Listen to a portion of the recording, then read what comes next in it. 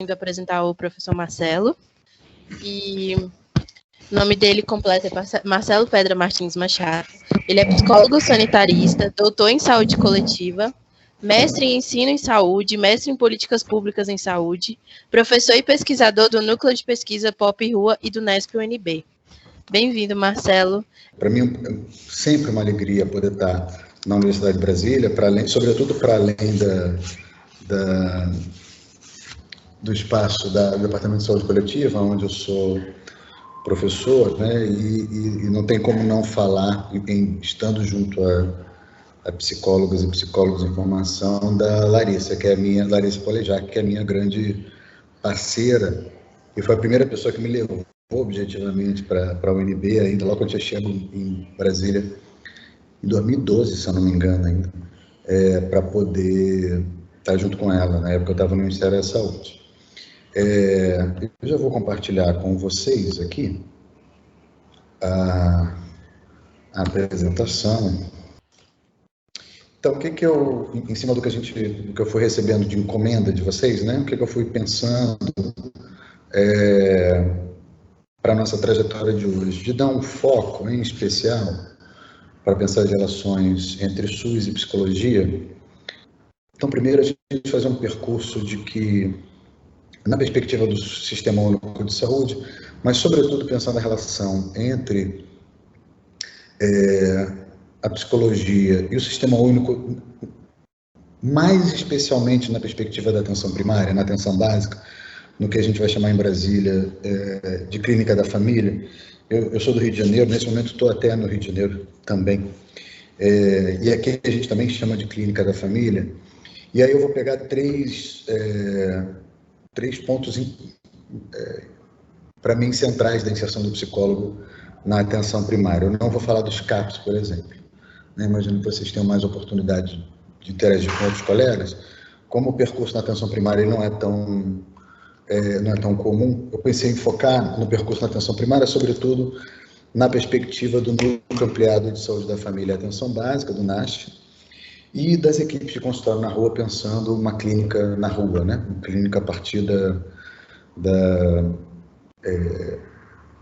a partir do espaço da rua. Hoje, esse lugar que eu estou aqui agora, uma sala de reuniões, hoje eu recebi aqui, eu estou no Rio de Janeiro especificamente para trabalhar na expansão da revista Traços. Eu não sei se vocês conhecem a revista Traços, que é uma revista vendida pela população em situação de rua ou em situação de vulnerabilidade. E ela está vindo para Rio e Niterói. Então, eu estou, junto com os colegas da Traços Brasília, trabalhando essa migração para cá. E aí estávamos aqui com a Universidade Federal do Rio de Janeiro, a Pontifícia Universidade Católica, a Universidade Federal Rural do Rio de Janeiro. Eram as três instituições que estavam aqui, outras instituições vão fazer parte desse projeto junto com a Traços, mas nenhuma das três tinha nenhum acúmulo sobre atenção primária ou sobre pensar a clínica muito longe de uma perspectiva individualista. Então, ainda me parece muito pertinente falar desses pontos e tematizar esses pontos. Então, para essa aula de hoje, eu pensei em trazer para vocês as ferramentas conceituais, né? Eu acho que algumas ferramentas que são importantes para a gente pensar a construção da clínica no Sistema Único de Saúde, de uma maneira geral. Discutir um pouco também as relações entre clínica e política, né? Pensando a clínica como uma estratégia de ocupação do espaço público. Pensar os espaços de atuação da psicologia, mas em especial o NASF-AB e os consultórios na rua. Estamos falando estrito senso da atenção primária. Também pensar algumas estratégias da psicologia na pandemia e as estratégias de formação, pensando em residência, especialização, mestrado, enfim, um conjunto de processos formativos. Eu espero conseguir chegar ao cabo com esse tempo que a gente se destinou. Eu quero já combinar uma coisa com vocês. Sobretudo, o primeiro momento da minha exposição, da minha conversa, que é um posicionamento teórico, conceitual e prático, né, mas que vai esbarrar num conjunto de questões epistemológicas que nos são muito caras, pensando no Sistema Único de Saúde. Elas vão colocar não só uma perspectiva ética, mas também os desdobramentos da ética na prática. Então, eu não tenho dúvida que esse é o momento mais difícil da aula de hoje. Então, eu gostaria muito de contar com vocês para que, se vocês tiverem qualquer dúvida quanto ao que eu vou estar apresentando, vocês imediatamente... Eu não vou estar vendo a mão levantada, tá? Porque como eu estou com o slide em tela cheia, eu estou só vendo o slide aqui. Abram o microfone, podem abrir o microfone e dizer, Marcelo, professor, como vocês preferirem. Estou com uma dúvida aqui, eu não entendi o que você falou agora. Tudo bem? Podemos combinar assim? Sim. Joia. Só para eu ter uma noção, de uma maneira geral, os colegas que estão aqui estão em que período?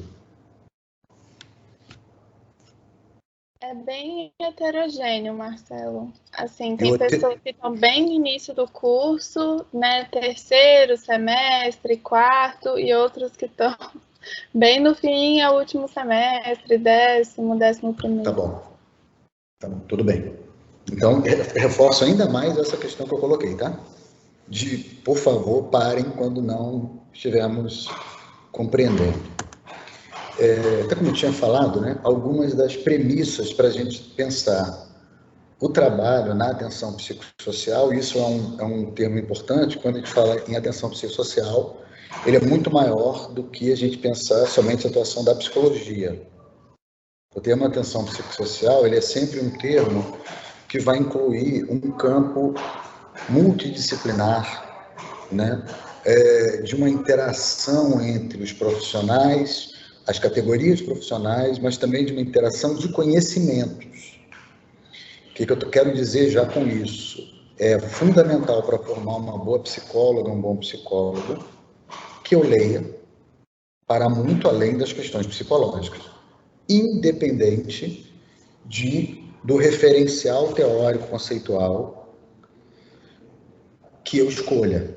Vocês vão perceber que eu não vou falar de uma perspectiva de nenhum dos 3 campos hegemônicos na psicologia, nem vou falar do campo das ciências da cognição e do comportamento, nem da fenomenologia, e tampouco vou falar da psicanálise, que não é exatamente psicologia, mas que informa muito fortemente o campo da psicologia. Porque quando a gente fala em saúde pública, no Sistema Único de Saúde, os pressupostos para essa clínica já estão colocados no próprio aparato do SUS. Então, já existe um conjunto de referenciais teóricos e metodológicos que orientam a nossa ação independente de qualquer que seja o nosso referencial enquanto psicólogas e psicólogos.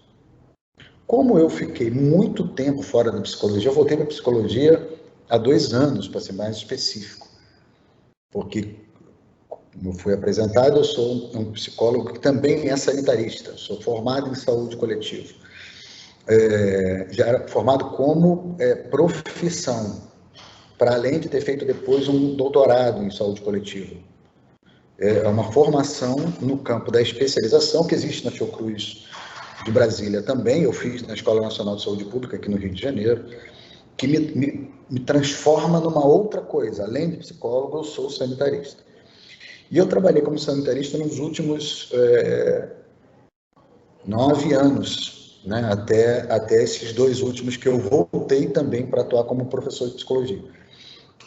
O que me deixa, pela natureza do meu trabalho, um pouco mais livre dessas amarras que vocês que estão no curso, e sobretudo quem está na formação, fica se cobrando, né? Mas eu vou ser psicanalista, eu vou ser comportamental, eu vou ser analista do comportamento, eu vou trabalhar com Gestalt.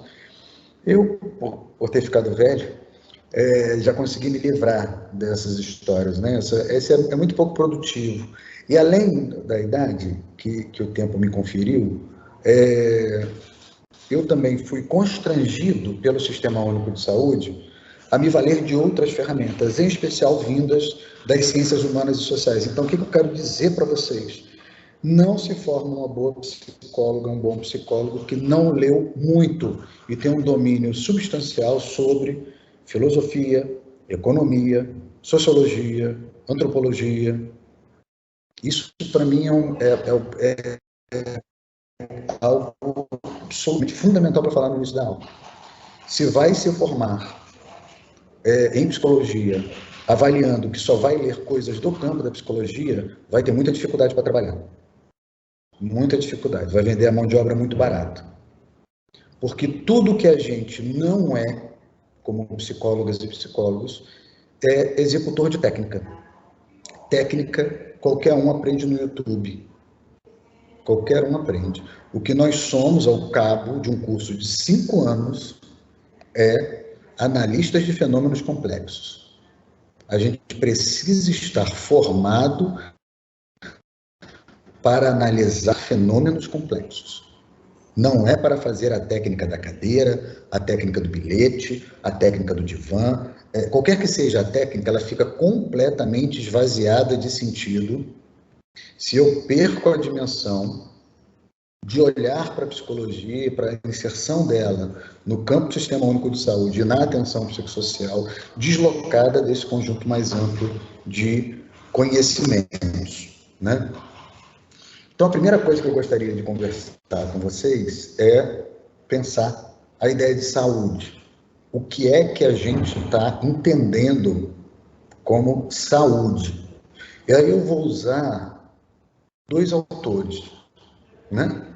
O Canguilhem, Jorge Canguilhem, foi orientador de doutorado do Michel Foucault, que ele vai, a partir de um livro que é indispensável, não dá para formar em psicologia sem ter lido, um livro que se chama O Normal e o Patológico.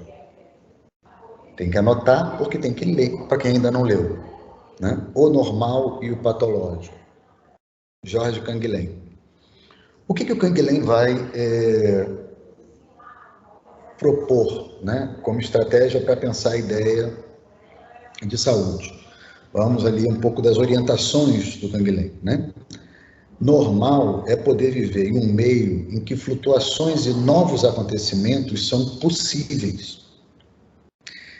O que o Canguilhem está dizendo para a gente é que o parâmetro de normalidade, e isso é muito presente, muito forte para a gente sustentar o Sistema Único de Saúde, o Sistema Único de Assistência Social, o SUAS, é pensar que nós somos o que somos por conta dos percalços que nós vamos passar. E não apesar dele. As marcas que o sofrimento estabelece na minha vida são fundamentais para serem escutadas por nós como algo que nos marca, não como algo a ser superado. Isso vai ter um efeito muito importante, por exemplo, quando eu for pensar a clínica, pessoas que têm problema na relação com álcool e outras drogas. Ou quando eu for pensar, por exemplo, a pessoa em situação de rua. Nem a relação com drogas, nem a relação com a rua é algo a ser superado. São elementos que compõem as vidas das pessoas e que precisam ser escutados por mim nessa perspectiva, de algo que compõe a minha vida, não algo com o qual eu queira me livrar dela. Isso traz para nós uma outra perspectiva, que é pensar um conceito de saúde que abre um certo privilégio para o erro.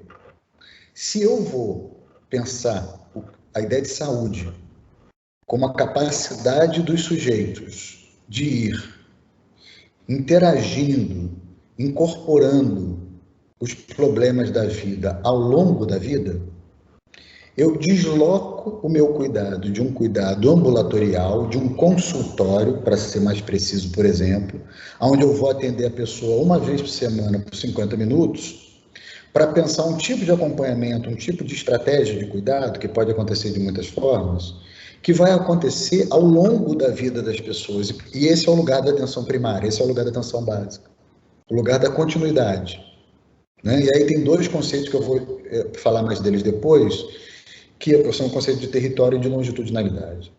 Então, o que eu estou chamando de privilégio do erro? Se eu parto do pressuposto que eu vou acompanhar a pessoa a partir da atenção básica, a partir do Sistema Único de Saúde, ao longo da vida da pessoa, eu aumento a chance de ter intervenções que eu consigo acompanhar mais de perto os efeitos dela. E não escutar a pessoa no atendimento individual hoje e só ouvir os efeitos do que eu fiz naquele atendimento uma semana depois. Eu trago para uma outra perspectiva. Um outro autor que é importante, que vai na mesma direção, que é um autor anterior, que é o Nietzsche. O Nietzsche vai estabelecer o que ele vai chamar de um conceito, uma noção criada pelo Nietzsche, que é a ideia da grande saúde. Né? O que o Nietzsche chama de a grande saúde? Vamos para as palavras do autor. Né? É ainda longo o caminho até a enorme transbordante certeza e saúde que não pode dispensar a própria doença como meio e anzol para o conhecimento. O que o Nietzsche reforça na fala do Canguilhem? Né? Além dessa ideia de que eu sou o que eu sou, apesar, por conta dos meus problemas e não apesar deles, o Nietzsche também está dizendo para nós que o que a gente vai precisar fazer para entender o que é saúde e doença para cada uma das pessoas é, sobretudo, ouvir as partes adoecidas das pessoas. O que isso significa na prática? Quando eu escutar de alguém que tem problema com drogas, por exemplo, ou que tem um problema com a família, ou vamos ficar no problema com drogas porque ele é sempre muito cativante para vocês, eu sei. Se a pessoa fala que tem um problema na relação com álcool ou outras drogas, essa pessoa volta a usar a droga pelo que a droga traz de ruim ou pelo que a droga traz de bom? Eu acho que é pelo que a droga traz de bom, né, doutor Maurício? Quer entender a história? Por que a gente está usando Nietzsche aqui? Entende por que a ideia de droga, por exemplo, não é algo a ser superado? Se eu não me habilito a escutar o que a pessoa traz dos problemas que ela tem com a família, já estou vendo as cabecinhas aqui, porque eu parto do pressuposto que família é uma coisa boa, eu deixei de escutar a pessoa. Eu preciso escutar a pessoa na sua complexidade. Senão eu perco um conjunto de coisas. Por exemplo, se eu não quiser escutar e operar isso na prática, fazendo perguntas para que a pessoa, por exemplo, tente compreender o que a droga traz de ruim para a vida dela. E escolho, ao fazer esse tipo de manejo, não produzir espaço para a pessoa produzir um discurso sobre o que a droga traz de bom, eu estou deixando de escutar por que a pessoa volta a usar droga. Porque ela não usa droga pelo que a droga traz de ruim. Ela volta a usar droga pelo que a droga traz de bom para ela. Mas, professor, como é que a droga pode trazer alguma coisa boa para alguém? É claro que traz. É óbvio que traz. Tudo bem até aqui? Estão me acompanhando? Então, eu vou seguir aqui com o Nietzsche. O que o Nietzsche vai dizer para a gente ainda? Tá? Além disso, né, permite o acesso a modos de pensar numerosos e contrários. O que o Nietzsche está dizendo para a gente também? Nós somos um conjunto de contradições. Nós queremos e não queremos uma mesma coisa ao mesmo tempo. A contradição é parte constituinte do humano. E eu preciso dar abertura a isso a partir da minha escuta. Eu preciso respeitar e legitimar isso com a minha escuta. A razão é uma das coisas que orienta o homem, mas nem de longe o homem é orientado apenas pela razão. Ele é orientado por um conjunto múltiplo de forças. Algumas ele tem controle, outras não. E é isso que o Nietzsche vai chamar de a grande saúde. A possibilidade, assim como o Canguilhem, de transitar com a vida. Não é transitar apesar da vida. Apesar de eu ter perdido um filho, apesar de eu ter perdido a minha mãe, não é disso que o Nietzsche vai tratar. Isso não é saúde para o Nietzsche. Saúde para o Nietzsche, para o Canguilhem, é eu sou o que eu sou porque eu perdi a minha mãe. Eu sou o que eu sou porque eu perdi um filho. Eu sou o que eu sou porque eu usei drogas durante muito tempo. Eu sou o que eu sou porque coisas aconteceram na minha vida. Boas ou ruins são sempre perspectivas, aí ainda usando Nietzsche, né? O Nietzsche vai dizer que não existem fatos, apenas interpretações. Toda interpretação, ela é feita sempre a posteriori. Eu vou atribuindo sentido às coisas ao longo do tempo. Uma coisa pode ter sido extremamente boa num determinado momento da minha vida e depois passa a não ser mais. Encontros amorosos são sempre um ótimo exemplo para isso.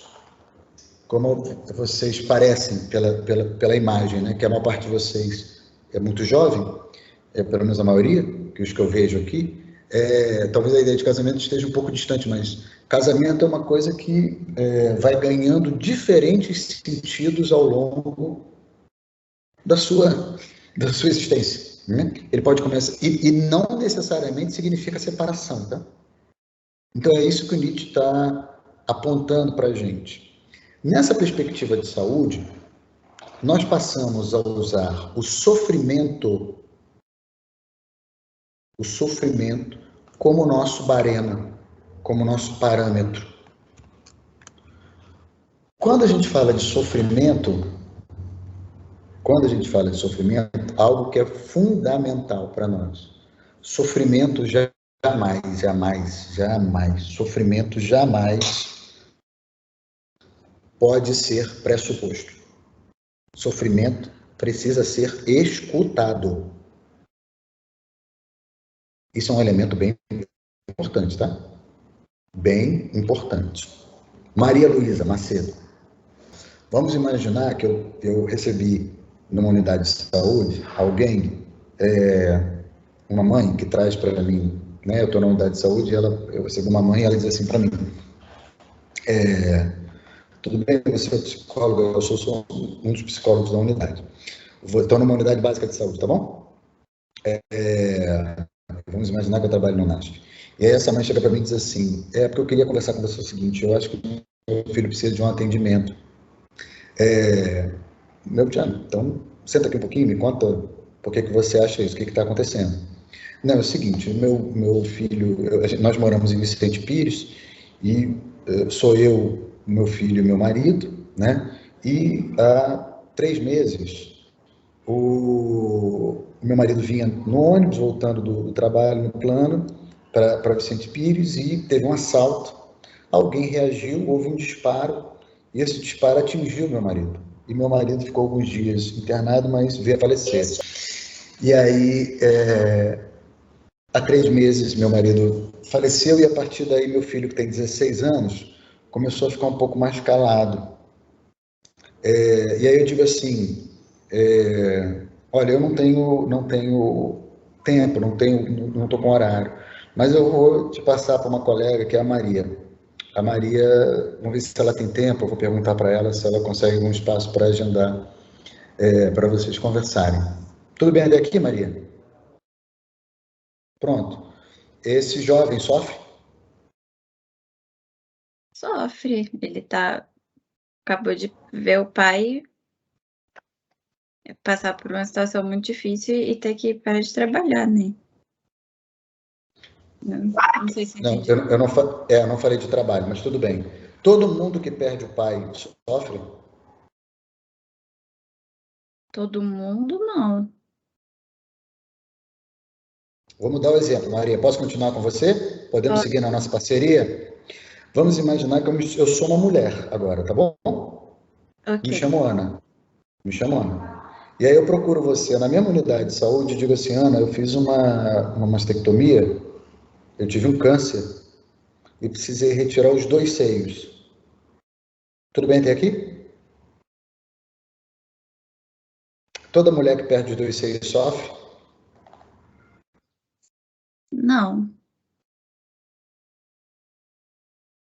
Acho que não. Entenderam a frase? Entenderam a frase? Sofrimento jamais, jamais, jamais. Escrevam jamais em caixa alta. Jamais pode ser pressuposto.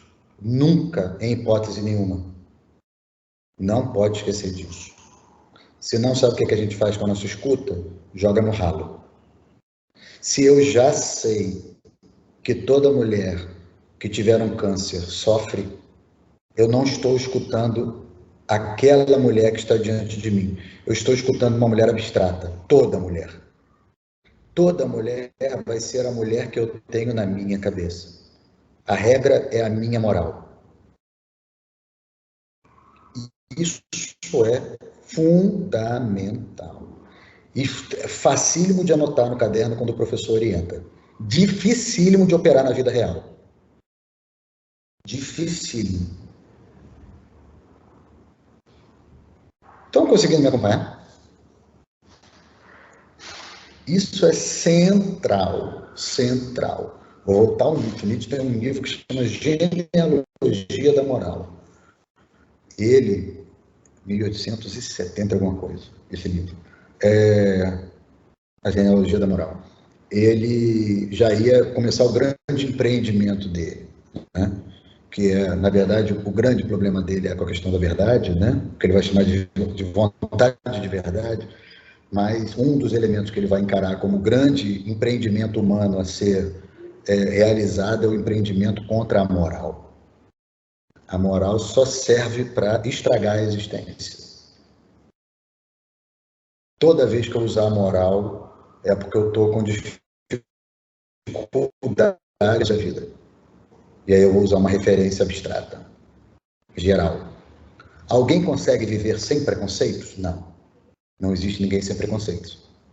O problema é não reconhecer que estou sendo orientado por esse ou aquele preconceito. Não é um problema ter preconceito, todos nós temos.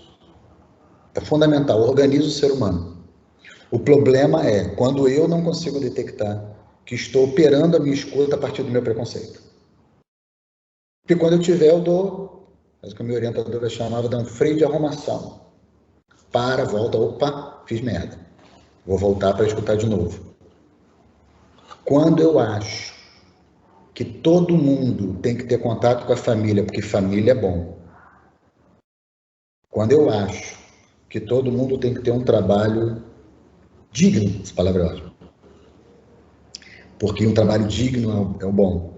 Quando eu acho qualquer coisa pelo outro, onde eu estou usando eu como régua, eu já não sou mais psicólogo ou psicólogo. Eu sou um pedagogo.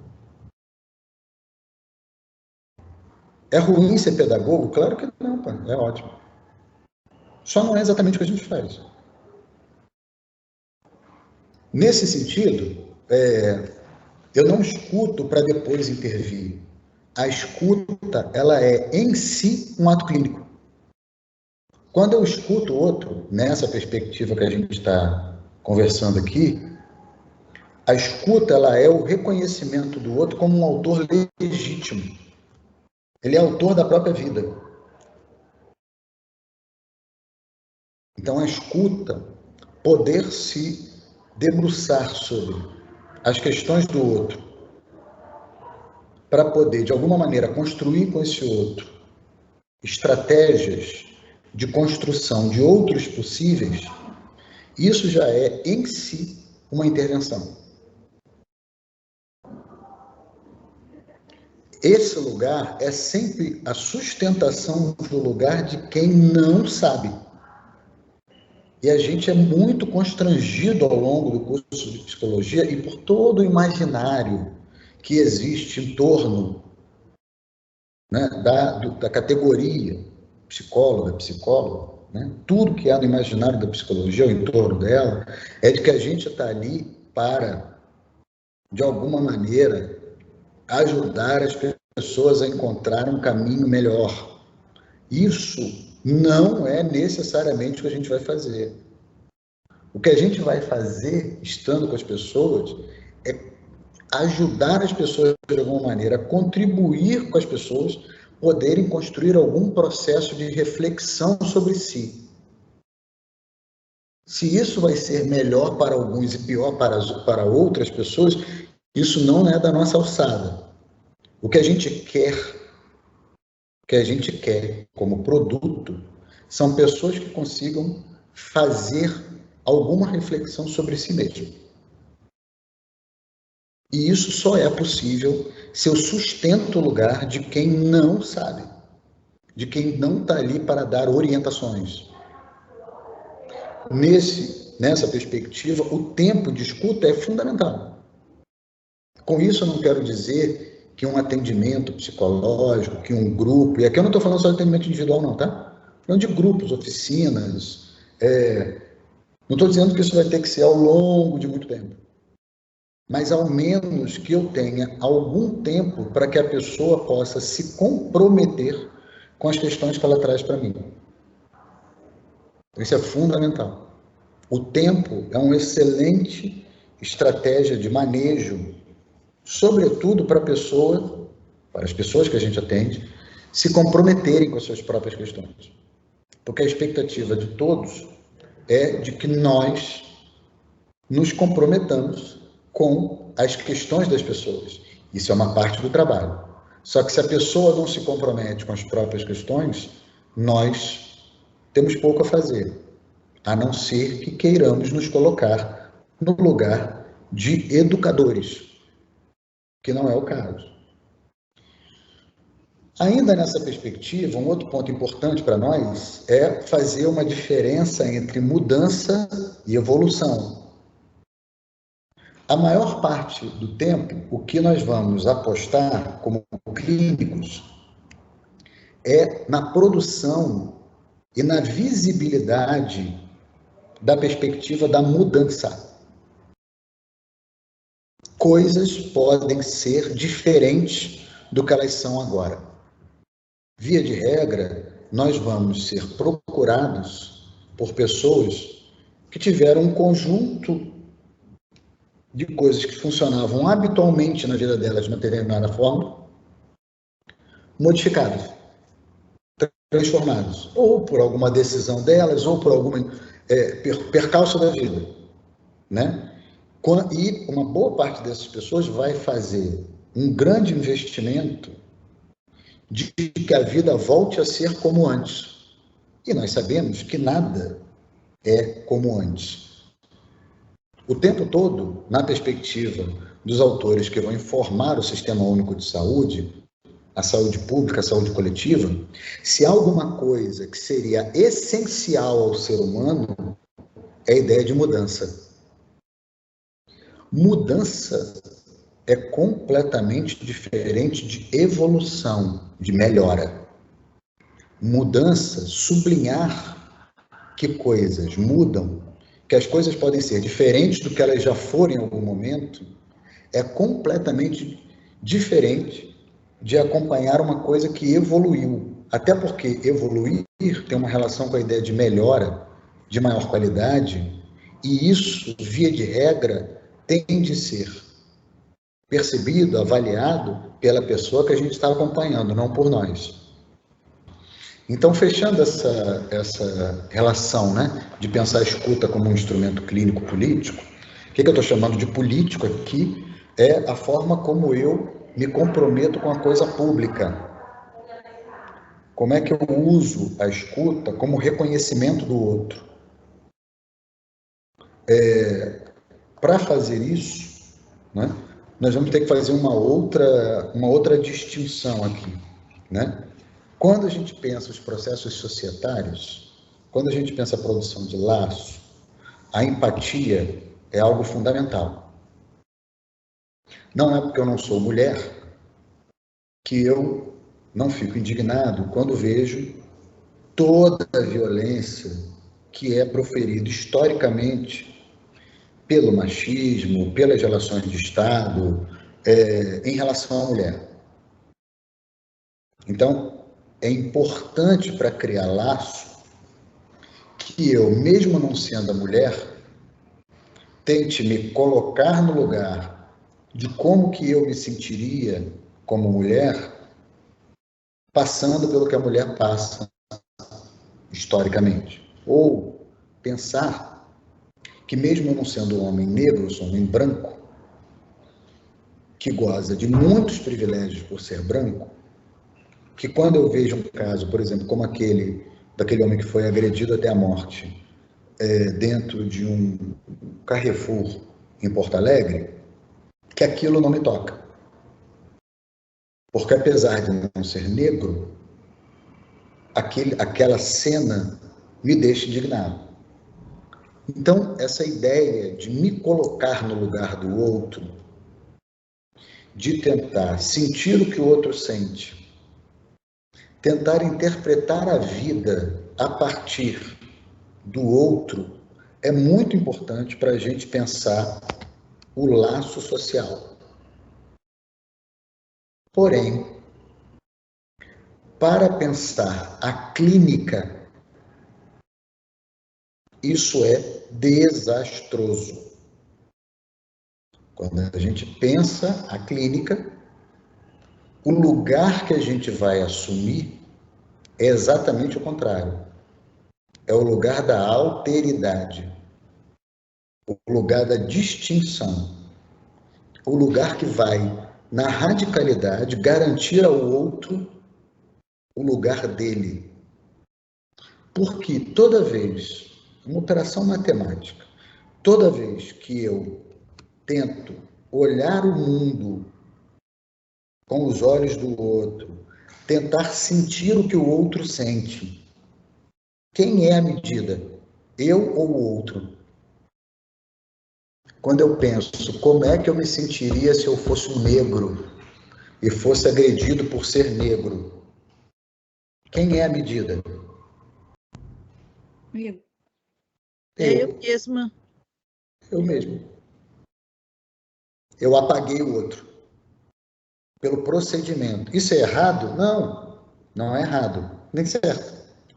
Ele é conveniente para alguns processos societários e inconveniente para outros processos. No caso da clínica, a empatia é inconveniente. Porque toda vez que eu tentar sentir o que o outro sente, eu sou a medida. Um outro ponto importante para a gente, uma outra categoria de análise importante para a gente é pensar a ideia de autonomia. E para nós, eu vou começar simplificando para depois complicar, tá? Para nós, autonomia é igual à ampliação das conexões. Autonomia é igual a ter mais conexões. O que significa isso, pessoal? Quando a gente vai para o senso comum, quando a gente pensa autonomia, a gente, em geral, associa a ideia de que autonomia tem a ver com não depender de nada. Aqui nós vamos estar bebendo na fonte do Edgar Morin, do Roberto Ticanori, que vão postular exatamente o contrário, né? O que eu mais faço na minha vida é depender de coisas. E quanto mais eu dependo de coisas, mais autônomo eu sou, mais saudável eu sou, mais segurança para andar na vida eu tenho. Vamos a um exemplo. O que vocês estão vendo aí, o meu tosco bonequinho, que eu arrumei uma imagem qualquer na internet, fui fazendo aí esse desenho. Me ajuda. Está chamando de sujeito, pode ser, claro, um homem ou uma mulher. Caiu a minha... Não, vocês ainda estão vendo, né? Agora, vocês me ouvem? Okay. Sim. Deixa eu ver. Ok. Aqui da modo de apresentação. Obrigado. O que eu chamo de sujeito, tem uma imagem que é mais antiga, mas eu imagino que vocês sabem o que é. É uma Polaroid. É uma fotografia de um momento muito específico. Nós estamos partindo do pressuposto que um sujeito é um conjunto de relações. Não existe nenhum tipo de subjetividade interna a um sujeito, a uma mulher ou a um homem, ou qualquer outro tipo de gênero que a gente queira escolher. O que a gente está entendendo como sujeito é um conjunto de forças que estão o tempo todo, uma hora uma puxando para um lado mais do que a outra. Então, o que me constitui? A minha família, os meus amigos, a minha cultura, a educação ao qual fui exposto, o cenário político, a minha sexualidade, o meu tempo histórico, o lazer, as minhas formas de sociabilização, a minha espiritualidade, se eu tiver ou se eu não tiver. Então, o que a gente chama de homem, de pessoa, de sujeito, é um conjunto, voltando ao Nietzsche, né? Conjunto de forças que, inclusive, podem ser contraditórias, né?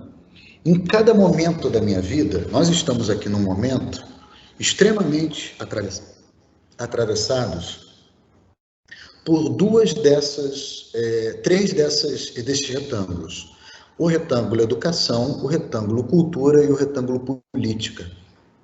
E talvez estejamos atravessados também pelo retângulo dos amigos. Talvez alguns de vocês sejam amigas e amigos. Se em algum momento eu perco o meu trabalho e o retângulo do trabalho e renda se apaga, isso vai ter efeitos na minha família? Isso é uma pergunta. Talvez. Pode ser que tenha. Se eu tiver algum problema na minha família, o vetor dos amigos pode ser influenciado? Acredito que possa. Então, o que a gente está... sobre o que a gente está conversando aqui? Cada um desses pontos vai me organizando de uma determinada forma. O que a gente está considerando aqui, na perspectiva do conjunto de normativas do Sistema Único de Saúde, do Sistema Único de Assistência Social e de um conjunto de outras políticas públicas, como autonomia? Quanto mais ligações eu tiver na vida, mais saudável, mais autônomo eu sou. Quanto mais eu tiver relação com o trabalho, com a família, com a educação, com amigos, se aquele retângulo que tem um conjunto de interrogações virar a palavra droga, por exemplo, se eu estou ligado à droga, mas também tenho uma ligação com a minha sexualidade, com o trabalho, com família, com amigos, com educação, com espiritualidade, droga passa a ser apenas uma das coisas que compõem a minha vida, como outra qualquer. Ela não é boa nem ruim, ela compõe. E muitas vezes a droga vai ajudar a fazer conexões. Nós conhecemos muitas pessoas que usam drogas exatamente em relação com outras pessoas. Vão beber, por exemplo, para ir numa festa e se sentirem mais à vontade para conversar com as pessoas, para tentar uma incursão amorosa com alguma pessoa. Se isso entra numa conexão, não é um problema.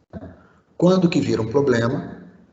E aí nós vamos a um outro autor que eu não citei ainda, mas que vale a pena, que é o Gilles Deleuze. O Deleuze tem uma fórmula. Eu vou falar devagar para vocês conseguirem anotar. Toda entrada vale a pena? Toda entrada vale a pena se ela oferece mais de uma saída. Vamos à prática. E isso é um parâmetro de bom. Tá? Uma coisa é boa se ela oferece mais de uma saída, se ela gera autonomia. Se eu tenho uma relação de casamento, e essa relação no meu casamento, por conta da forma como ela se organizou no meu casamento, ela me priva de ter uma relação com a minha família original, com os meus amigos, e a pessoa com a qual me casei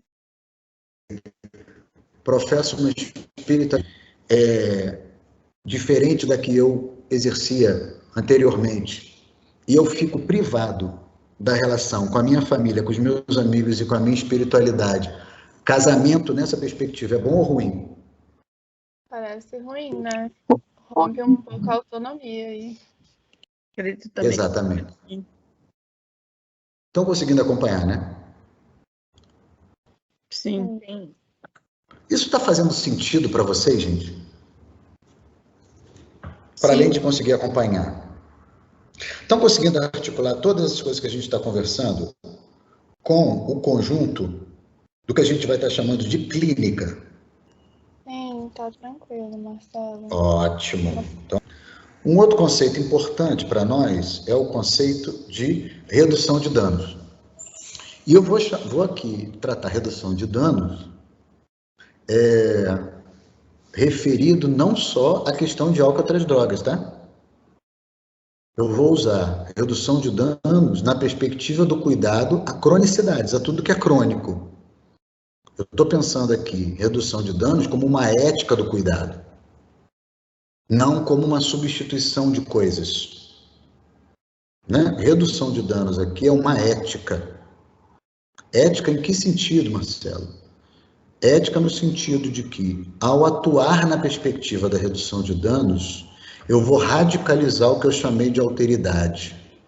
Eu vou construir toda a minha clínica e as ações e intervenções em relação às pessoas, famílias, coletivos que eu vou trabalhar, baseados nas relações que eu tenho com as pessoas, nos limites e possibilidades delas.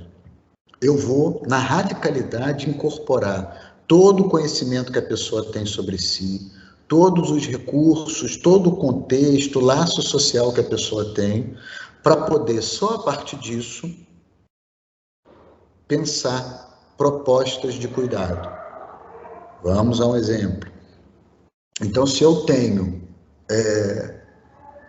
qual é a efetividade de dizer, se eu acompanho uma senhora de 60 anos de idade, diabética, que mora em Ceilândia, e eu acolho ela na unidade básica de saúde, e aí ela procura psicóloga, e a psicóloga, sabendo que ela é uma mulher diabética e com a glicemia descontrolada, qual é a efetividade prática de dizer para essa mulher que ela não pode comer açúcar, que ela não pode comer o bolo que ela tanto gosta? Quantas vezes vocês acham que isso vai lograr êxito enquanto uma intervenção clínica? Acho que pouco, né? Ela vai continuar. Quantas vezes vai valer a pena dizer para um fumante que a melhor coisa que ele tem a fazer é parar de fumar? Imagino que quase nenhuma. Quantas vezes vai valer a pena dizer para um hipertenso que ele não pode comer aquele torresmo cabeludo, aquele que já vem com presto-barba, para você raspar o pelo da barriga do porco? Sabe esses torresmos com presto-barba? Quantas vezes vai valer a pena? É disso que a gente está falando aqui. Não vale, né? Trabalhar na perspectiva da redução de danos pode até incluir a substituição, fazer o que a Bela Gil faz, trocar picanha por carpaccio de abobrinha. Pode até ter uma substituição de uma substância pela outra. Ao invés de adoçar com açúcar, adoçar com outro tipo de adoçante. Mas, sobretudo, trabalhar na perspectiva da redução de danos tem a ver com escutar qual é o conjunto de sentidos que a pessoa atribui àquele comportamento. E não julgar o comportamento como bom ou ruim a priori. O que me interessa jamais será a substância. O que me interessa é a relação que a pessoa estabelece com a substância. E eu vou ampliar isso. O que me interessa não são as coisas. O que me interessa como clínico, como escutadora, como escutador, é a relação que as pessoas estabelecem com as coisas. É isso que é absolutamente determinante para pensar o cuidado. Então, quando a gente pensa em redução de danos, nós vamos ter algumas prioridades. A primeira, claro, reduzir, mitigar as consequências negativas de um comportamento, uma situação de risco. É claro que eu quero dar qualidade de vida. Essa é a minha medida. A minha medida não é o bom e nem é o ruim. A minha medida é a qualidade de vida. Quem é que diz o que é qualidade de vida? Eu ou a pessoa? A pessoa? E se ela disser para mim que a qualidade de vida para ela é comer bolo? E agora? Quebrei você no joelho, né? Para não andar mais. Quebrou. Vocês me convidaram para isso. Mas se eu digo, se eu vou dizer que é a qualidade, o que é a qualidade de vida, eu estou dizendo que é a qualidade de vida para mim também, né? E não a qualidade de vida para aquela pessoa. Nós temos que ser radicais no sentido de que a qualidade de vida para ela. É Raquel que está falando? É a Raquel, é. Já estou até reconhecendo a voz, Raquel, sem te ver. Raquel, acolher alguém significa concordar com o que ela faz? Não, acredito que não. Não. Ser acolhedor ao outro não significa concordar com tudo que a pessoa faz. Ser acolhedor não significa que eu não problematizo o que a pessoa propõe. O que eu não posso ser, na perspectiva da redução de danos, é prescritor. Olha, a vida boa para você é a vida sem açúcar. Então, o que a redução de danos nos provoca é pensar que o que a gente vai construir com as pessoas do lugar de clínicos tem a ver com a ideia de responsabilidade, comprometimento com as próprias questões. Quais são as consequências? Quais são as consequências de seguir comendo bolo? Vai bastar dizer apenas as consequências biológicas? Não. Eu vou precisar também escutar as consequências de qual é o lugar que o bolo ocupa na vida dessa pessoa, que o torresmo cabeludo ocupa na vida dessa pessoa, que a cocaína ocupa na vida da pessoa, que o vinho, que o álcool, que a cachaça ocupa na vida da pessoa. Se eu não sei sobre isso, eu não sei sobre nada. Eu vou ser pedagogo. Nada contra os pedagogos. Muito pelo contrário. Profissão importantíssima. Uma outra questão para nós é pensar uma hierarquia de metas como clínicos. E aí, claro, primeiro, as coisas mais fáceis a serem feitas. A primeira coisa jamais será diminuir a quantidade de bolo semanal. Se eu estou falando de qualidade de vida, eu como escutadora, como escutador, preciso mapear, levantar que outros interesses a pessoa tem além de comer doce na vida. A nossa postura para gerar autonomia é sempre gerar mais conexão. Então, gerar mais conexão significa o que na prática? O que mais além do bolo interessa na sua vida? Será que a gente vai encontrar pessoas que só têm interesse na comida porque a vida está muito desinteressante, não tem mais nada interessante? A vida de todo mundo é interessante? Não. A maioria das vidas é desinteressante. Então a gente vai ter que construir com as pessoas um percurso, por isso que o tempo é importante, para ir produzindo esses efeitos a partir da nossa escuta, ampliando essa confiança. Estabelecer algumas questões para a gente trabalhar ao longo desse percurso que possam ir dando à pessoa maiores possibilidades de escolha. Estão conseguindo me acompanhar? Claro, o terceiro ponto, eu não vou ficar batendo mais nisso, o protagonismo da pessoa. E aqui o usuário não é usuário de drogas, é usuário, o sistema do usuário do Sistema Único de Saúde, usuário do Sistema Único de Assistência Social. Além de tentar, de alguma maneira,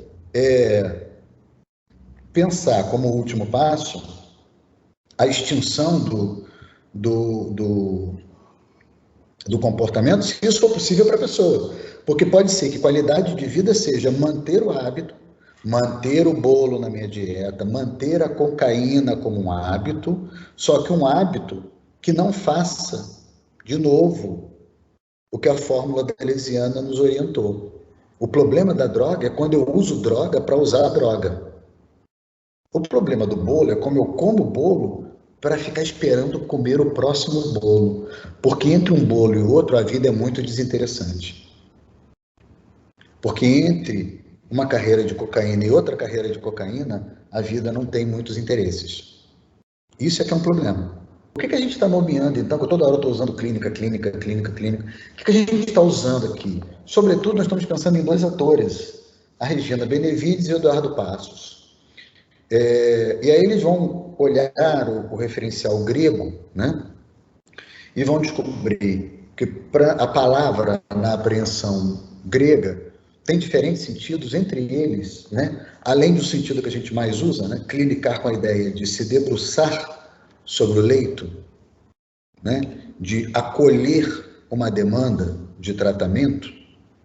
Para os gregos, e essa é a defesa dessa dupla, clinicar tem a ver também com a ideia de produzir um desvio. O que eu estou chamando de desvio? Produzir outras conexões, outros contatos, outras possibilidades de interpretar a vida, né? Nesse lugar, nessa perspectiva, clinicar é produzir efeitos a partir da minha escuta, das relações, dos encontros, da parceria que eu vou estabelecendo. É criar laços. E criando laços. E produzindo a possibilidade dessa pessoa ter mais conexões, mais interesses na vida, mais coisas que lhe chamam a atenção.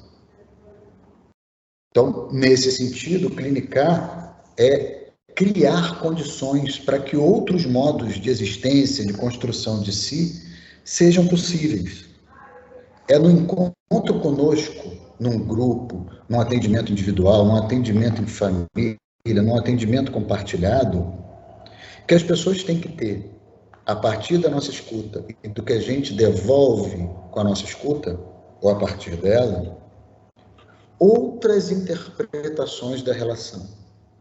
Porque se a gente repete uma relação moralizada, bom é isso. O que se espera de uma mãe é isso. Toda mulher tem que amamentar. Toda mãe tem que criar filho dessa maneira. Todo pai tem que criar filho dessa maneira. O casamento só é casamento quando acontece dessa forma. A sexualidade só pode acontecer experimentada por esses canais. Toda vez que o encontro comigo, como psicólogo ou psicóloga, for a reafirmação desses atributos morais, eu não estou oportunizando nada do que a gente está falando. Pensar que clinicar é criar condições para que outras coisas possam acontecer é, de alguma maneira, radicalmente aceitar as pessoas como elas são, na radicalidade. Para, a partir disso, poder manejar o produto da nossa escuta, podendo fazer com que as pessoas possam ser outras. Clínica aqui não tem analogia com a ideia de identidade, de retornar a pessoa ao que ela se identifica com ela mesma. Ao contrário, clinicar na perspectiva que a gente está conversando aqui, a partir desses autores, clinicar não tem nada a ver com identidade. Tem a ver com criar outras possibilidades de me encontrar como Marcelo em diferentes situações. Vou voltar ao Nietzsche. Nietzsche vai dizer para a gente, atrás de uma máscara tem sempre outra máscara. Não existe rosto para olhar. Máscara para o Nietzsche não é sinônimo de mentira. Máscara para o Nietzsche são aqueles meus retângulos. Então eu sou um Marcelo quando estou com a minha família do Rio. Eu sou Marcelo quando estou com a minha família de Brasília. Eu sou Marcelo quando estou com meus amigos do Rio. Eu sou Marcelo quando estou com meus amigos de Brasília. Eu sou Marcelo quando estou com os meus alunos da UDF. Eu sou Marcelo quando estou com os meus alunos da Fiocruz. Eu sou Marcelo quando estou com os meus alunos da UNB. Eu sou Marcelo quando estou aqui na Traços, no meu outro trabalho. Qual desses Marcelos é o mais verdadeiro? Todos, nessa perspectiva na qual a gente está trabalhando. E o que a gente está chamando de autonomia? Poder olhar para todos esses Marcelos, reconhecendo em cada um deles um pedaço de mim. Você pode repetir, por favor? A ideia de clínica...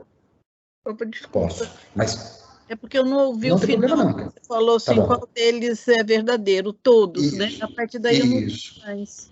Então, o que a clínica vai produzir é criar, por exemplo, no Marcelo, a possibilidade de se encontrar, de se reconhecer, de se integrar com cada um deles. É isso que a gente chama de máscara.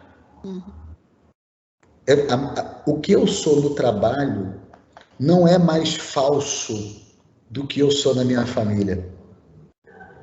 É claro, eu sei que na família de vocês todas são absolutamente íntegras com tudo que vocês fazem com a família de vocês. Vocês nunca mentiram, nunca fizeram nada inadequado para nenhum dos familiares de vocês. Eu sei disso. É porque eu sou um degenerado, eu venho do Rio de Janeiro. Então aqui as relações são todas degeneradas. Em Brasília eu sei que dentro da família vocês são pessoas inteiras. Mas fora vocês precisam mentir. Porque a relação que vocês têm com o irmão, com a irmã de vocês, é muito melhor do que a relação que você tem com os amigos de vocês, não é isso? É impossível ter uma relação com um amigo melhor do que a relação com um irmão, não é? Aqui no Rio eu sei que é, todo mundo é degenerado. Aqui em Brasília eu sei que vocês têm relações familiares exemplares. Eu acho que pode ter, sim. Melhor relação com o amigo do que com o irmão. Estão entendendo o meu motivo de chacota, a minha provocação? Uhum. De que eu sou mais verdadeiro com a minha família do que sou com os meus amigos? Uhum. Estão entendendo o que é uma clínica que não é identitária, que não busca o retorno a um eu verdadeiro? Uhum. Ao contrário disso, uma clínica que quer produzir eus. O quão uma clínica nessa perspectiva é exitosa? Quanto mais eus eu tiver. Ao invés de dizer que agora eu sei quem eu sou. Isso é a maior falência. É sinal de falência. Eu provavelmente vou saber quem eu sou no dia que a gente for a óbito, mas eu, especialmente, não dou grande cartaz ao óbito. Mas, enfim.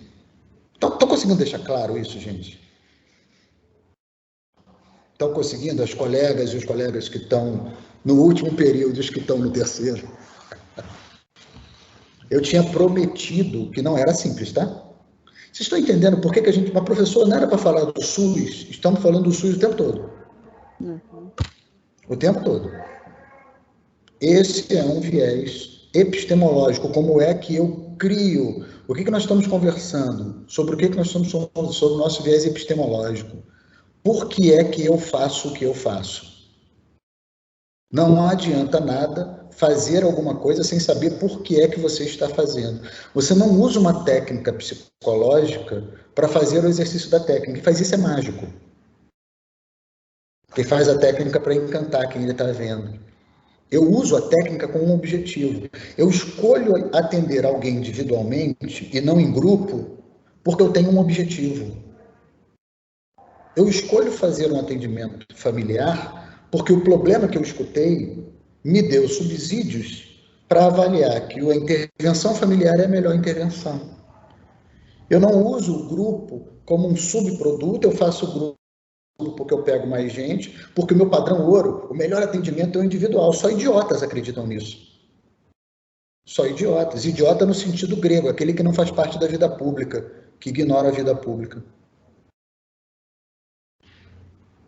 Eu não faço outras intervenções diferentes do atendimento individual porque eu não tenho tempo, porque não podem me pagar, porque eu estou fazendo clínica social ou qualquer uma dessas pataquadas. O tipo de intervenção que eu faço precisa estar informado na demanda que eu levantei e na avaliação da melhor tecnologia de cuidado que eu avalio para aquela situação. Pode ser um atendimento junto com um profissional enfermeiro, pode ser um atendimento em grupo, pode ser uma oficina, pode ser uma visita domiciliar, pode ser um atendimento familiar, pode ser um atendimento entre criança e mãe, pode ser um atendimento individual. Isso está claro para vocês? Não vamos... Veja, gente, eu acho muito estranho, exótico. Eu formo um enfermeiro em 5 anos. 5 anos. Quando eu formo um enfermeiro, eu pergunto para ele, que procedimentos você faz? Ele vai me descrever uma gama enorme de procedimentos. Ele passa tubo, ele passa sonda, ele faz curativo, ele escama a pele. Se eu pego um profissional médico em 6 anos, 1 ano a mais do que nós, eu pergunto que procedimento você faz. Ele vai descrever uma gama sem fim de procedimentos. Se eu pego um nutricionista 1 ano a menos que nós, ele vai descrever um sem número de procedimentos. Você pergunta ao psicólogo no 5º ano, o que você faz? Terapia. Porra, numa boa, gente, numa boa. O que você faz? Atendimento individual. Não é muito inteligente, não me parece, me perdoe. Não me parece muito inteligente. Eu não precisaria de 5 anos para fazer um negócio desse. O que você vai vender? Pegar o Marx, né? O que você vai vender como força de trabalho? Terapia. Não, tá maneiro, terapia. Porra, não, isso eu sei. Bacana. Mas, porra, o enfermeiro faz 30 procedimentos. Que outro procedimento você faz? Pô, eu faço terapia, mas faço benzão, pô, terapia. Estão entendendo a minha indignação? Eu fiquei 10 anos afastado do campo, porque eu não queria voltar. Eu voltei porque eu precisava de um emprego.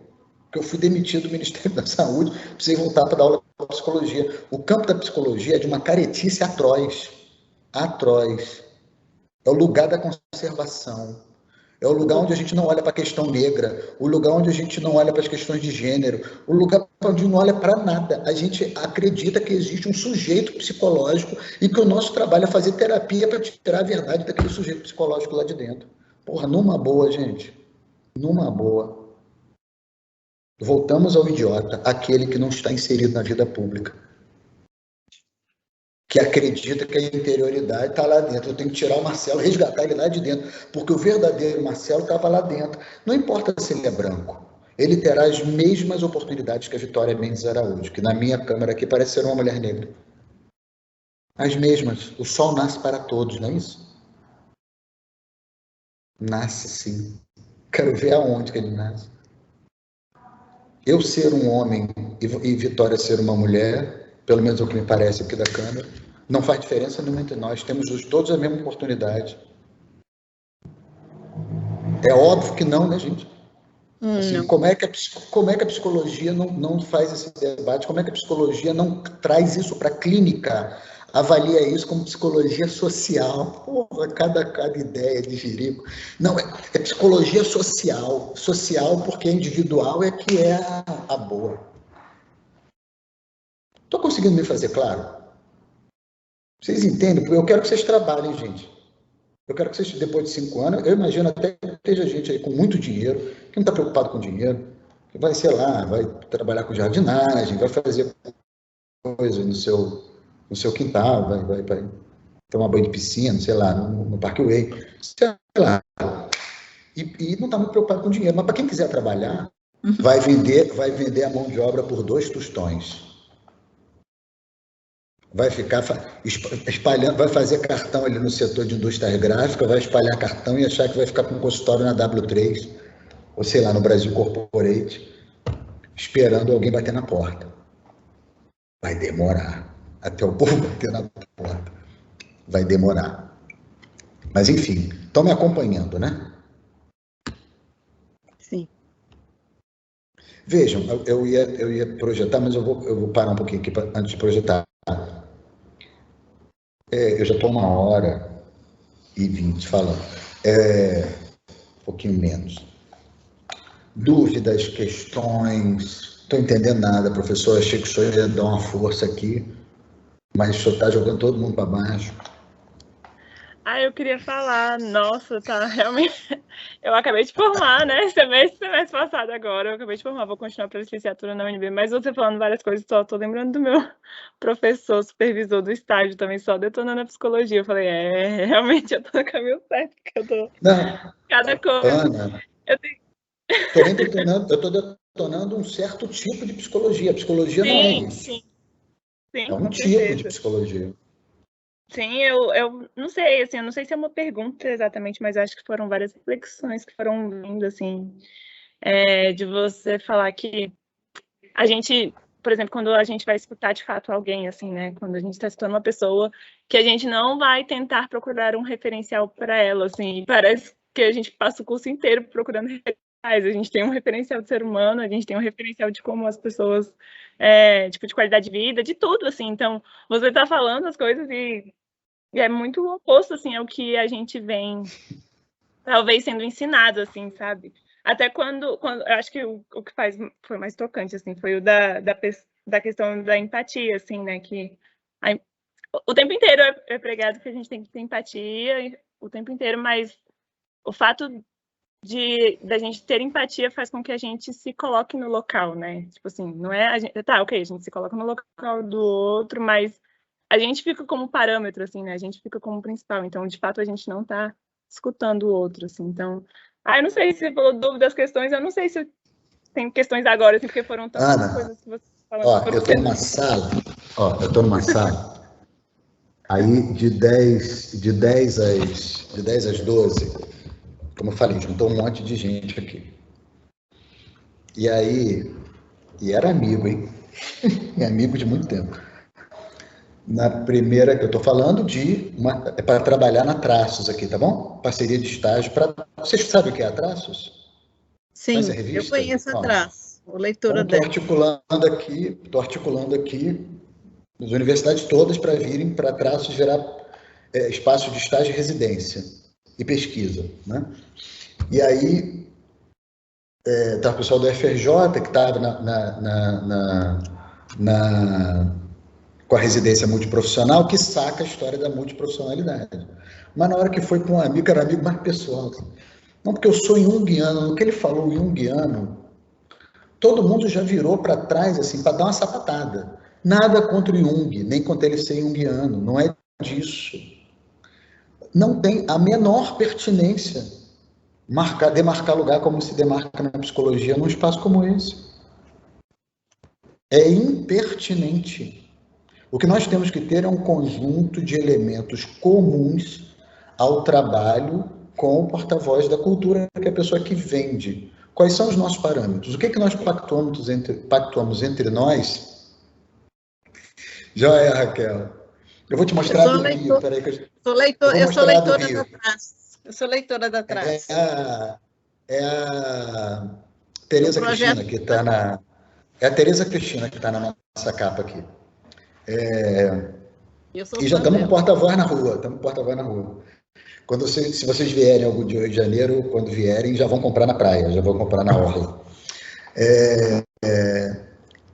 Então, essa ideia de que a gente precisa construir algo juntos, que tem tudo a ver com trabalho em equipe, né? Mas a gente, na psicologia, infelizmente, Ana, se você trabalha com referencial junguiano, eu não tenho nenhum problema com isso. Mas você não consegue interagir com o lacaniano.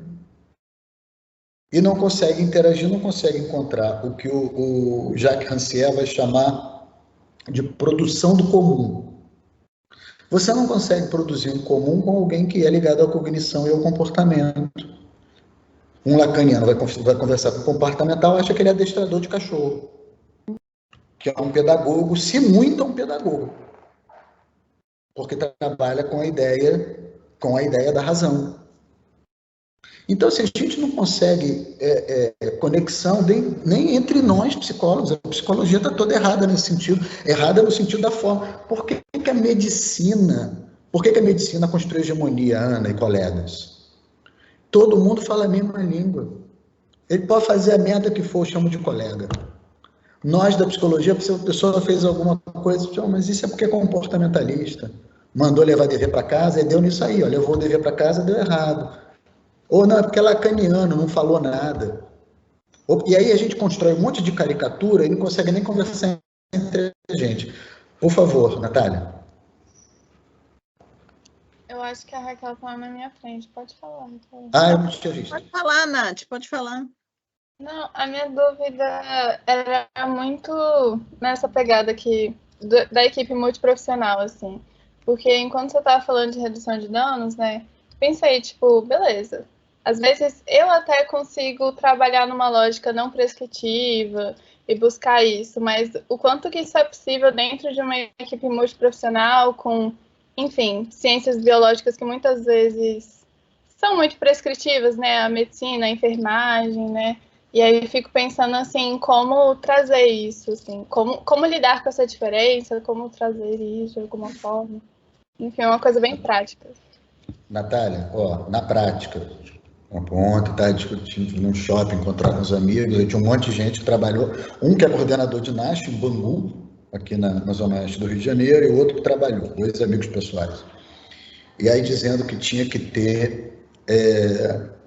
estava conversando sobre outras coisas, um deles está conversando com o CFP, o Conselho Federal de Psicologia, para fazer um conjunto de parametrizações para pensar o trabalho do psicólogo na atenção primária. E aí, durante a conversa, os dois dizendo para mim, tem que ter reunião para o que o professor Gastão Wagner vai chamar de núcleo. Né? Ele estabelece para o NASH, lá em 2004, 2006, né? Esses 2 conceitos. O conceito de campo, o que é que todo mundo numa equipe multiprofissional tem que fazer, e o conceito de núcleo, o que é específico de cada profissão, inclusive a psicologia. Na prática, Natália, o que eu aprendi com uma mulher inteligentíssima e super elegante, Janete, foi coordenadora das equipes de NASH de BH, e que depois eu fui aprender em Florianópolis com Jorge Zepeda, que ela é psicóloga e ele médico, né? Ele foi aprender com ela. Ele foi para levar para Florianópolis. O que ela dizia assim, ó? Não deixa se juntar por categoria. E aí os colegas diziam, tem que ter reunião de categoria. Eu dizia, não pode. A aposta, Natália, precisa ser radical na interprofissionalidade, na multiprofissionalidade, em que existe um discurso da equipe. Discurso da equipe. Quanto mais a gente investir nisso, maior as chances. E aí, para isso, Natália, você tem que colocar no pontuário, tem que dialogar com as pessoas, num tipo de vocabulário que as pessoas compreendam. Independente do referencial teórico. Como eu disse, se eu sou um lacaniano, não é nenhum problema se eu uso esse referencial na minha clínica. Eu chegar na reunião da pessoa e dizer que a pessoa está passando ao ato, dizer que a pessoa está no semblante, dizer que a pessoa está girando em torno do objeto A, é um problema. Porque o enfermeiro não vai... A minha linguagem não pode ser hermética. Nós somos, e aí eu gosto sempre de afirmar isso, nós somos as ciências humanas e sociais. A psicologia é uma invenção. Ela não é uma descrição da realidade, é uma invenção da realidade. Ela não descreve a realidade. E isso é um choque quando eu estou numa equipe multiprofissional, porque eu não tenho que ter problema com a biologia. Eu sei que você não tem, não foi isso que você falou. Agora, um enfermeiro, ele não problematiza a pressão 12/8. Não é 12/8, mas na perspectiva de quem? Do Martin Buber? Não, mas quem falou que era 12/8? É na perspectiva de, não, Lacan não era 12/8, não era um problema. Para o Freud, o 12/8 era um problema. Só a gente fica fazendo essas pataquadas. Isso é importante para construir um conhecimento? Até onde eu vou nisso, Natália? Até onde eu vou nisso? Até onde isso, vou voltar ao Jacques Rancière, até onde isso produz comum? Então, nós temos uma estratégia metodológica, que é o matriciamento, o apoio matricial, que internacionalmente vai se chamar de trabalho colaborativo, que é uma ferramenta concreta para poder produzir esse tipo de encontro. E na prática, Natália, o que a literatura científica vai nos mostrar é que a melhor maneira de fazer isso, fazer com que o outro compreenda o meu lugar, de atuação clínica é pela via do atendimento compartilhado. É atendendo junto. É o que a literatura vai nos mostrar. Ele precisa ver na prática, as pessoas precisam ver o que eu faço na prática. E vice-versa. Quando eu faço um atendimento de uma gestante, né, na prática, eu fui chamado por uma enfermeira porque a gestante chegou chorando no atendimento. E aí ela falou, mas você está chorando? Aconteceu alguma coisa? Está doendo no pré-natal, né? Fazendo pré-natal. Ela, não, eu estou chorando porque desde que eu engravidei, meu marido se desinteressou completamente sexualmente por mim. Eu engordei muito e ele se desinteressou completamente por mim. E aí ela vai e chama a psicóloga. Ô, Natália, vem aqui atender comigo. Melhor, na prática. Ou vamos imaginar que a enfermeira, tudo bem? Vamos atender juntas? Para eu poder escutar essa mulher junto com você? Foi você que atendeu, não é? Deixa eu te escutar. O que você ouviu sobre ela? Ah, eu não ouvi quase nada. Mas como é que era a sexualidade dela antes? Não perguntei. Como é que é o interesse dela pelo marido? Porra, eu também não perguntei. O que ela acha que é um corpo bacana? Porra, não tenho a menor ideia. Eu pensei em te chamar para tu fazer essas perguntas. Quem pode fazer esse tipo de pergunta é só a psicóloga? É óbvio que não. Aí eu vou e instrumentalizo a colega. Colega, deixa eu te contar uma coisa. Vamos fazer atendimento junto. Que aí eu pergunto essas coisas, mas você pergunta também. Claro, eu estou aqui forçando a tinta, mas nós vamos fazer isso de uma maneira elegante. E aí eu vou fazendo o que a gente vai chamar no Sistema Único de Saúde, na literatura de maneira de áudio, transferência tecnológica. Eu vou transferir as tecnologias que eu tenho para escutar para essa enfermeira. Isso é o que a literatura, Natália, vai falar, que na prática tem maior êxito. Transferência tecnológica. Eu vou ensinar a fazer grupo. É isso que eu vou fazer. Estou ajudando, Natália? Sim, não, foi ótimo, Marcelo. Obrigada. Já anotei aqui. Raquel, por favor.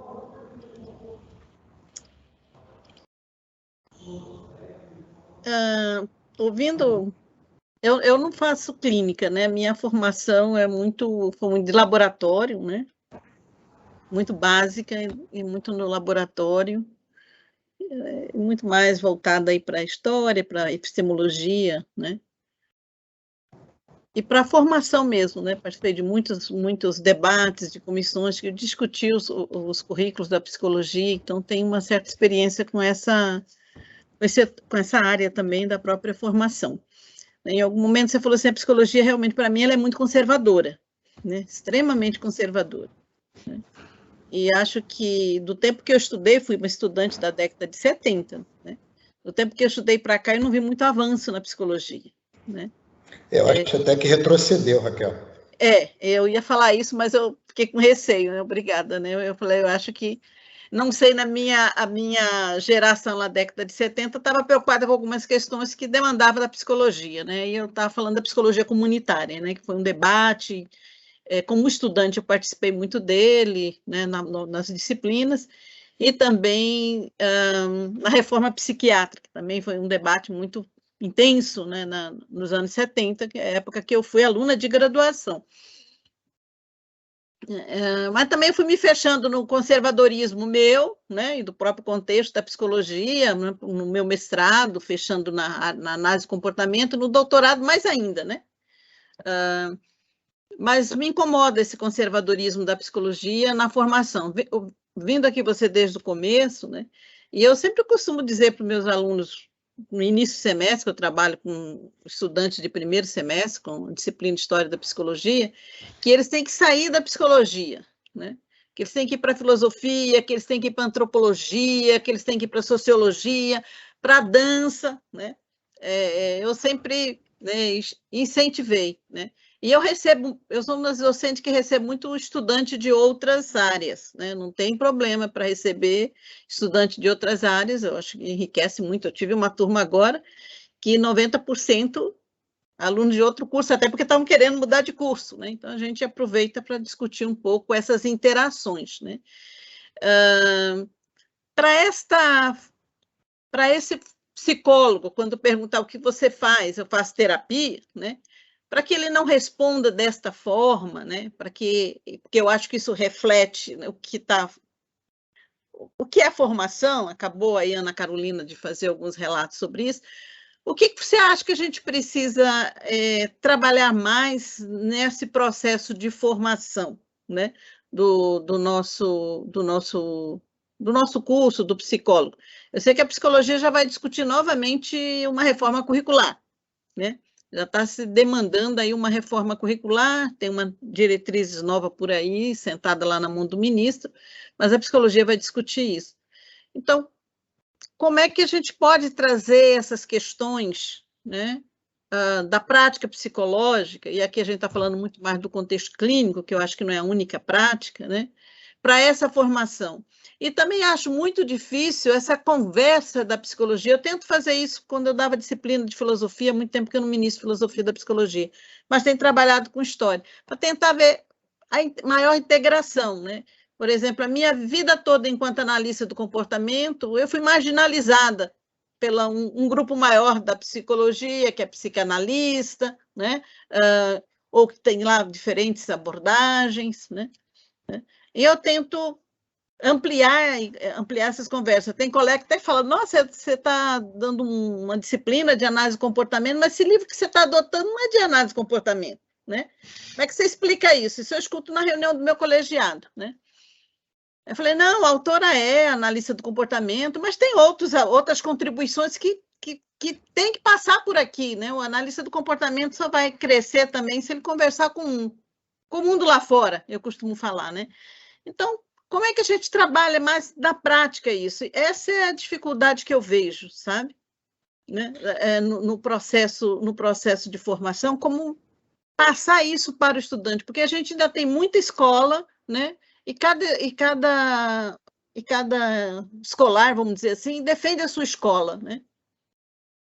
Raquel, eu acho interessantíssimo essa sua... Eu vou pegar dois estratos. O primeiro, eu acho que é o que eu faço, é exatamente isso que você está fazendo. A primeira recomendação que eu dou no primeiro dia de aula é sair da universidade. Não saia no sentido de fuja dela. Saia no sentido de que vá procurar a vida em outros lugares. Então, diria que esses dois procedimentos, e aí eu vou trazer para o lugar do procedimento, que é de ministrar diferentes disciplinas e tornar o espaço de pesquisa, estágio, extensão mais plural, são procedimentos muito, muito importantes e que podem, de alguma maneira, contribuir com isso.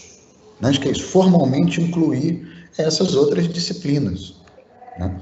Além disso, fazer cada vez mais com que as demandas da comunidade entrem para dentro da universidade. Porque, via de regra, e não é só a psicologia, a gente está chutando a igrejinha porque a gente está dentro dela, né? Então, mas todas as outras carreiras fazem algo muito semelhante. Então, acho que, de uma maneira geral, as profissões se organizam para atender às suas demandas e não a demanda da população, não a demanda da comunidade. Então, esse compromisso com a comunidade, eu estou dizendo isso da perspectiva da psicologia comunitária.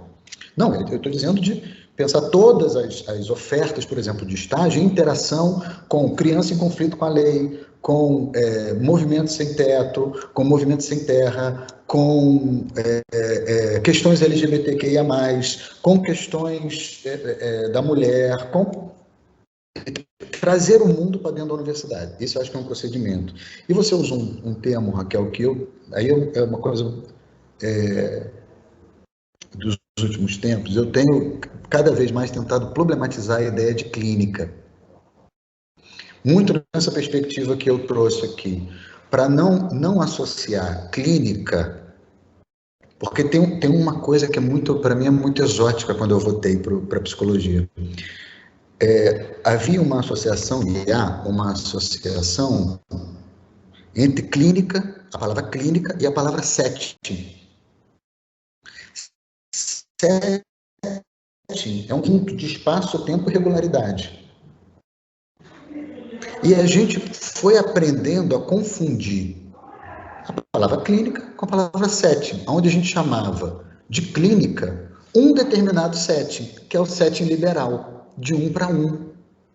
Como se eu estiver numa escola, vamos para a condição concreta, se eu estiver numa escola, receber demandas de sofrimento de professores que estão numa escola, e eu produzir uma atividade coletiva em qualquer metodologia que eu queira usar, com um psicodrama, com uma roda de conversa baseada na terapia comunitária integrativa, mediado pelo corpo, já que você falou da dança, foi dança que você falou, né?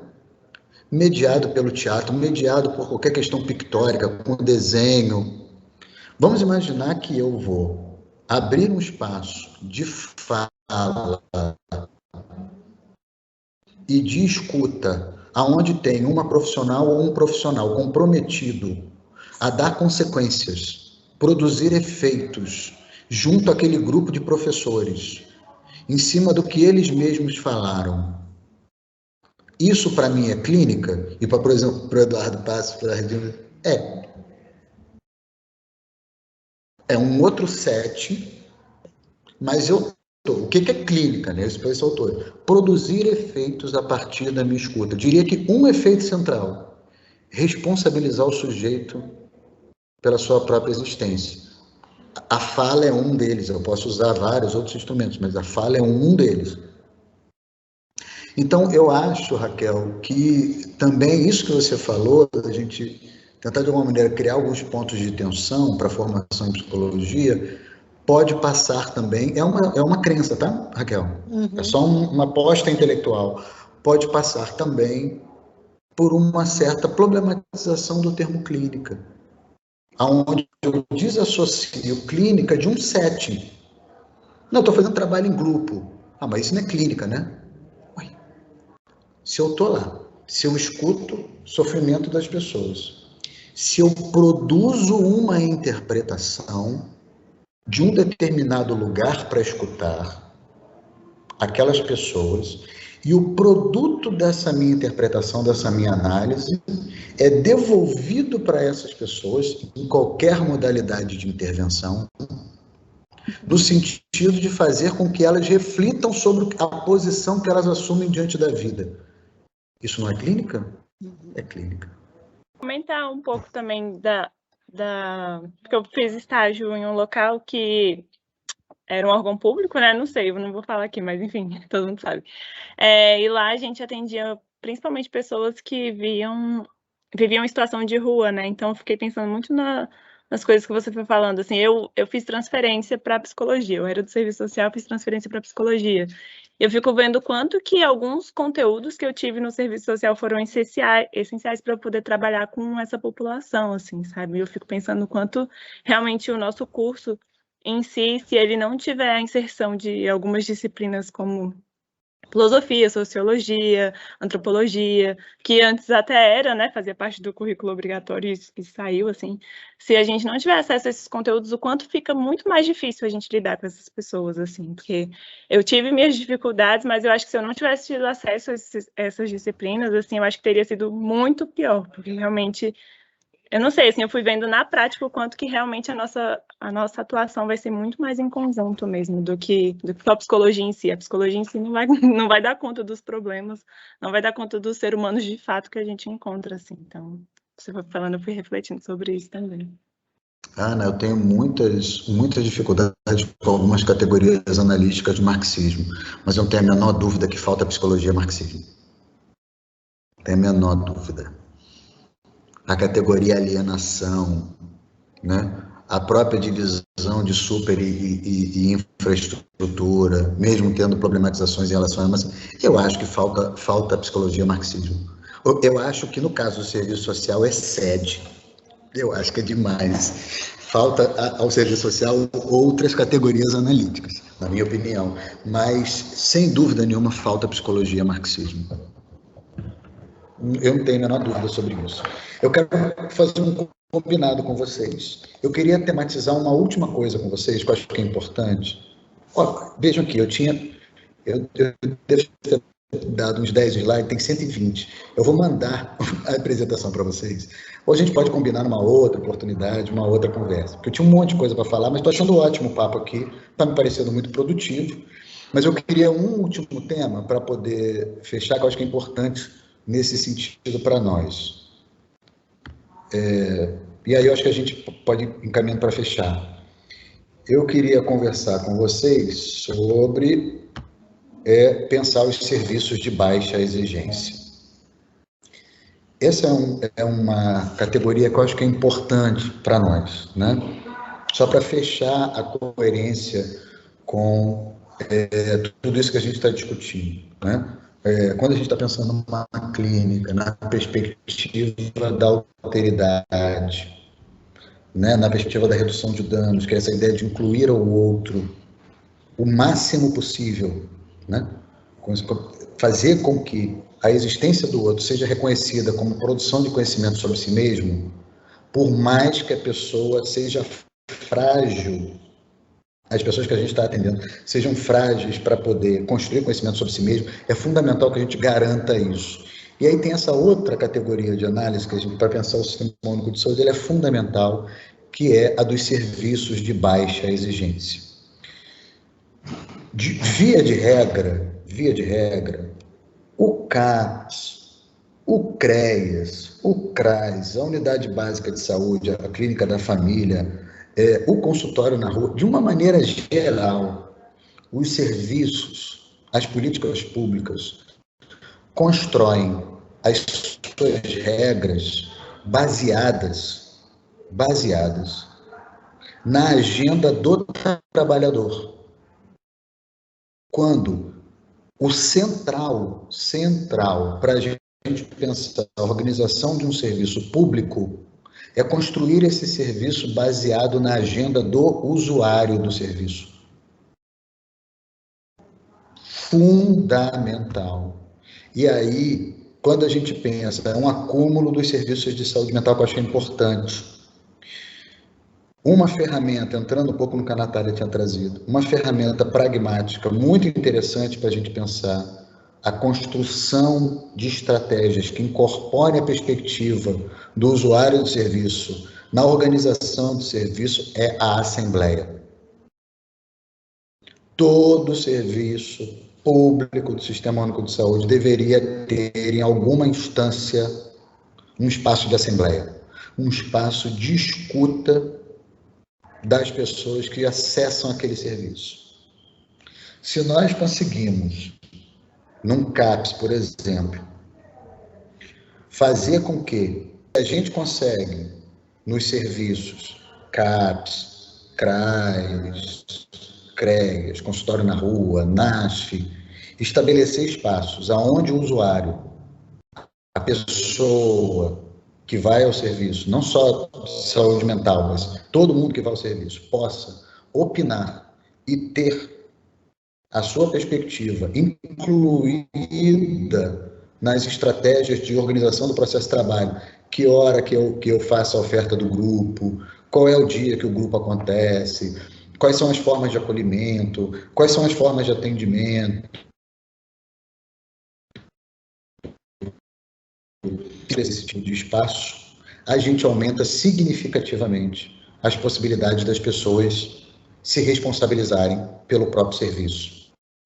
Pensar uma assembleia para um serviço de saúde ou de assistência social, como CRAS, CREAS, é uma ferramenta importantíssima para fazer com que esse serviço possa ser um serviço de baixa exigência. O que é baixa exigência? Que tenha pouquíssimas exigências para o sujeito chegar no serviço e permanecer no serviço. Quando eu penso em relação aos serviços que lidam com pessoas que têm problema com álcool e outras drogas, isso fica muito claro, muito evidente. Um serviço de baixa exigência, por exemplo, é um serviço que vai receber a pessoa, por exemplo, quando ela estiver sob efeito de droga. Porque, vejam, não é raro serviços de saúde. Numa unidade básica de saúde, quando a pessoa chega sob efeito de substância, eu digo, assim, nesse estado, eu não te atendo. que eu estou dizendo quando eu faço isso? O que eu estou dizendo é o seguinte, olha, quando você estiver doente, quando você estiver se sentindo mal, procure um outro lugar, porque esse aqui é um serviço de saúde, você só pode vir quando você estiver saudável. Quando você estiver passando mal, não venha, porque eu não te atendo. É essa mensagem que eu dou no serviço de saúde, qualquer que seja ele, e eu recebo, por exemplo, alguém com problema na relação com outras drogas e digo, só volte aqui quando você estiver sem estar sob o efeito. Eu estou criando um alto nível de exigência para a pessoa ir e permanecer no serviço. O que não significa que não tem regra. Não pode ter violência. Se ele chegou mesmo sob efeito de álcool, por exemplo, ou de qualquer outra droga, eu vou dizer, olha, eu vou te atender, mas eu vou te atender na hora que eu tiver um tempo vago. Eu não tinha horário marcado com você, mas você pode ficar aqui conosco, você pode sentar aqui conosco, você pode acender o seu cigarro se você quiser, você pode conversar. Aguarde um tempo que eu vou lhe atender. Com isso, eu reduzo a exigência. Estou conseguindo deixar clara essa ideia esse conceito de serviço de baixa exigência? É fundamentalmente pautar o serviço pela agenda do usuário, menos do que pela agenda do trabalhador. Vou aproveitar esses 5 minutos para ver se alguma coisa escapou, o que vocês avaliam, como é que vocês... Enfim, queria escutar um pouco mais vocês. Deixa eu te perguntar em relação a essa última questão. O que Claro. tem sido feito nesse serviço? É muito mais pela agenda que pela agenda do usuário, por exemplo, o consultório de rua, o CAPS, o CRAS, está muito mais agendado pelo servidor público do que pelo usuário? É isso que acontece? No CAPS eu te dou quase que certeza absoluta, da maioria ser assim. Os consultórios na rua são muito constrangidos, Raquel, muito constrangidos pela própria rua, pelas exigências da rua. A rua entra muito rapidamente no serviço. E é mais constrangedor para um consultório na rua dizer que só vai atender em certas condições. Insisto, ser acolhedor não significa concordar com tudo. Não pode ter briga, não pode ter violência, não pode ser atendido na hora que quer. A ideia de que você pode, que naquele serviço você tem espaço, da maneira que você chegar, é fundamental para a gente constituir vínculo. Fundamental. Fundamental. Para constituir vínculo. Sem isso eu não tenho nada. Sem isso eu não tenho nada.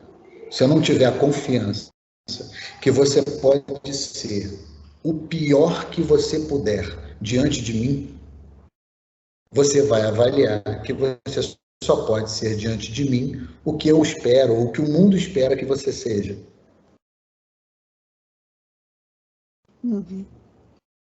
Eu consegui deixar essa parte clara? Sim. Isso é muito importante para pensar o cuidado. É fundamental que as pessoas que nos procuram, as famílias que nos procuram, acreditem, tenham a possibilidade de exercitar diante de nós, de ser diante de nós, sobretudo, o pior que elas são. Porque se ela avaliar que só pode ser diante de nós o adequado, nós vamos perder essa possibilidade de interagir com as pessoas. Isso é muito, muito, muito importante. Mais alguma questão mais rápida? Tem uma questão, mas acho que é muito mais complexa, né?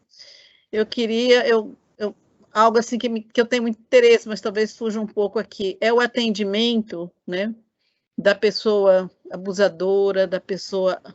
Porque essa pessoa sofre também, ela também tem um sofrimento, né? Mas estamos falando a mesma coisa.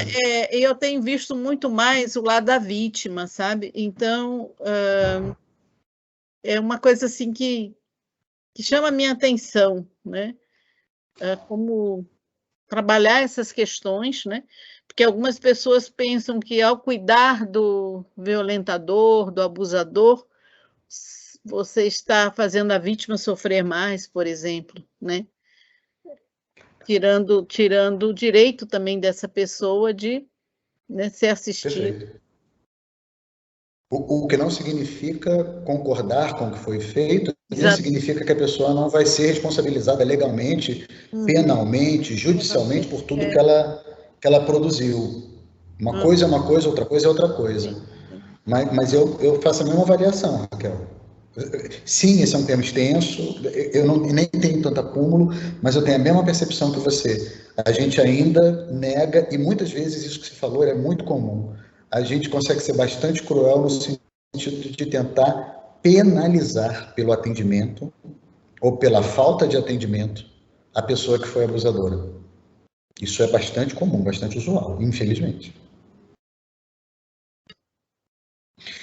Eu vou ter que pedir a Raquel, a todas as colegas que me convocaram, vou agradecer primeiro pelo espaço, bastante. É sempre muito legal para mim conversar sobre essas coisas todas. E, enfim, me colocar disponível para uma outra oportunidade. Enfim, acho que vocês já sabem que podem contar comigo. Meu tempo é muito apertado e não é o tanto quanto eu gostaria, mas eu queria deixar isso para vocês, que vocês podem contar comigo para outras oportunidades, e, enfim. Vocês têm meu telefone, tem tudo, é só mencionar. Muito obrigada, Marcelo. Obrigada ao GT, que, né, fez um bom trabalho aí, né, uma boa pesquisa, trazendo você, né, eu acho que você trouxe aí reflexões importantes para a gente, vai contribuir aí com a nossa compreensão do nosso papel e da psicologia diante do SUS, né? Sim. Muito obrigada, professor Marcelo. Foram ótimas contribuições, eu acho que eu falei em nome de todo o PET, está sendo muito elogios aqui no chat, e acredito que a gente entre em contato com você depois para pegar esses materiais, para levar algumas questões no grupo, por e-mail ou por telefone mesmo. Muito obrigada, gente. Pode mencionar.